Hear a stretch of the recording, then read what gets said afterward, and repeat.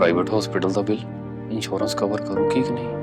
मुख्यमंत्री सहज योजना कार्ड हैगा, फिर कोई टेंशन नहीं, थोड़ा सारा ट्रीटमेंट कैशलेस है। बिना पैसिਆਂ ਦੇ? जी हाँ।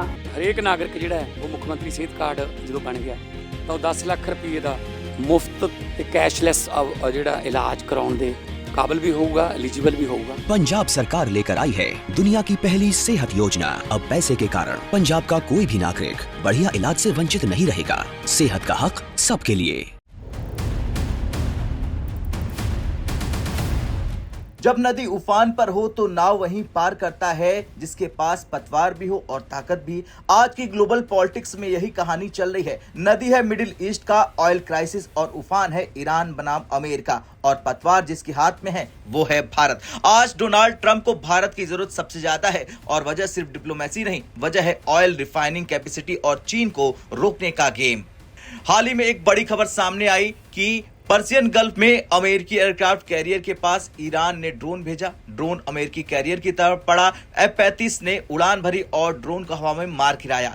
ये दावा किया जा रहा है मीडिया की तरफ से, वेस्टर्न मीडिया की तरफ से। इतना ही नहीं, ईरान के IRGC बोट्स ने होमरुज में एक अमेरिकी फ्लैग टैंकर को घेरने की कोशिश की। मतलब साफ है ईरान अमेरिका को टेस्ट कर रहा है और अमेरिका ईरान पर प्रेशर बना रहा है। लेकिन सवाल यह है कि अगर ट्रंप वाकई ईरान पर हमला करते हैं तो ऑयल प्राइस का क्या होगा।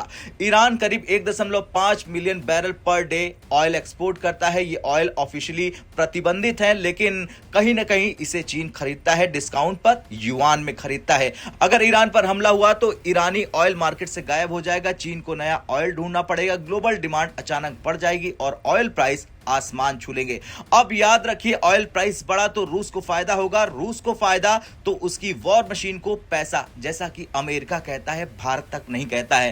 और यही ट्रंप की सबसे बड़ी समस्या है। उनकी विपक्षी पार्टी बोलेगी you attacked Iran and help Putin.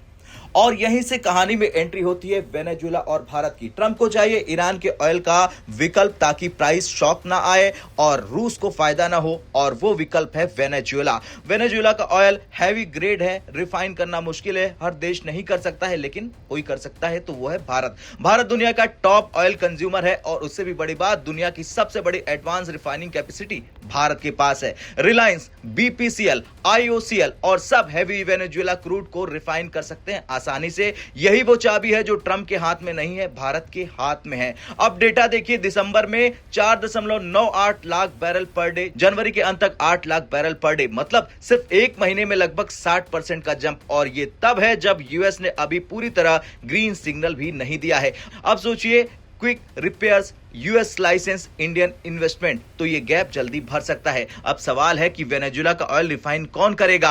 US refinery already capacity limit पर है। चाइना ट्रंप नहीं चाहता है। यूरोप हैवी क्रूड इशूज के तहत ये नहीं कर सकता है, लेकिन कोई कर सकता है तो वो है भारत। इसलिए SBI रिसर्च कहता है कि रूस से 4 से 5 लाख बैरल कम करने पर भारत को $3 बिलियन की सेविंग हो जाएगी। BPCL, रिलायंस ओपनली बोल रहे हैं कि फाइनेंशियली वायबल हुआ तो हम रेडी हैं। याद कीजिए, जब ट्रंप ने कहा था कि India will buy Venezuela oil, सबने कहा स्लीप द टंग, लेकिन स्लीप ऑफ टंग वही होता है जो दिमाग में चल रहा होता है। ट्रंप के दिमाग में ईरान, वेनेजुएला, चाइना, युआन सब ऑलरेडी कनेक्टेड थे।